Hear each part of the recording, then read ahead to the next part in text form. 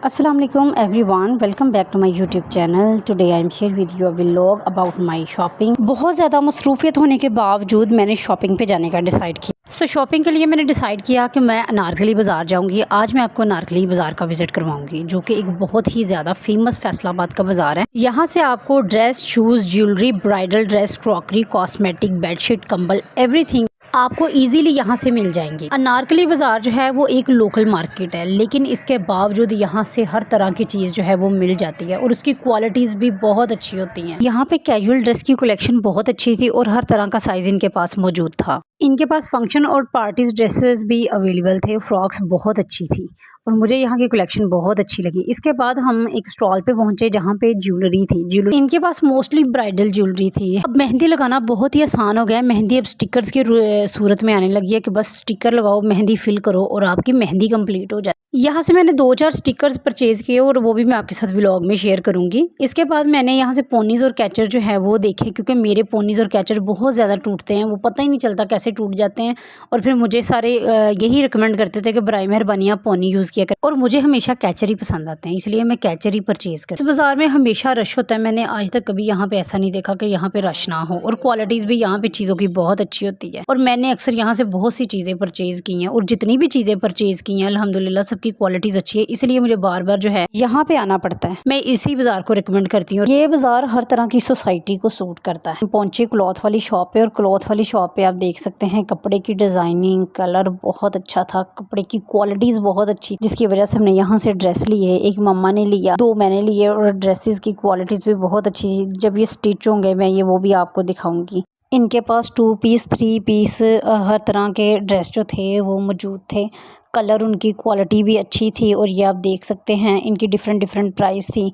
इसके बाद हमने डिसाइड किया कॉस्मेटिक शॉप पे जाने का। अनारकली बाज़ार में काफ़ी ज़्यादा कॉस्मेटिक की शॉप है। इसी गली के अंदर जो है वो कॉस्मेटिक की शॉप बनी हुई है। ये कॉर्नर पे जो है वो चूड़ियों की शॉप थी, ये जहाँ से मैंने मेहंदी ली है। इधर से मैंने मेहंदी परचेज़ की थी। ये साथ ही सेट लगे हुए थे, ये ब्राइडल सेट थे जो कि फंक्शंस वगैरह पे यूज़ किए जाते हैं। फिर कॉस्मेटिक शॉप पे गए, यहाँ से मैंने कुछ अपनी जो है वो कॉस्मेटिक की चीज़ें परचेज़ की, और मेरे पास अभी तक जितनी भी चीज़ें हैं ना सबकी क्वालिटी जो है वो बहुत अच्छी है। कुछ हिजाब रिक्वायर थे, तो हिजाब के लिए मैं पहुंची एक शॉप पे, और शॉप के ऊपर जो है ये शॉप पे मैं पहले भी आ चुकी हूँ। यहाँ पे हिजाब जो है वो बहुत अच्छे मिलते हैं।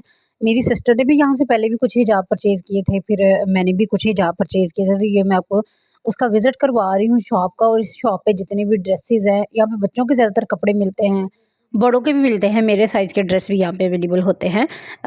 इसमें हिजाब की क्वालिटी जो है वो मुझे सबसे ज़्यादा अच्छी लगी, वो मुझे इंतहाई एलिगेंट लगे जितने भी मैंने यहाँ पे हिजाब देखे थे। ये आप देख सकते हैं बच्चों के साइज़ यहाँ पे अवेलेबल थे। बच्चों के साइज़ के जो कपड़े थे वो बहुत ही प्यारे थे, और उनके स्टफ़ भी बहुत अच्छा था, और उनकी कढ़ाई, यहाँ पे कढ़ाई वाले ज़्यादा कपड़े थे और वो भी बहुत अच्छे थे। इसके बाद हम गए फ्रूट लेने के लिए।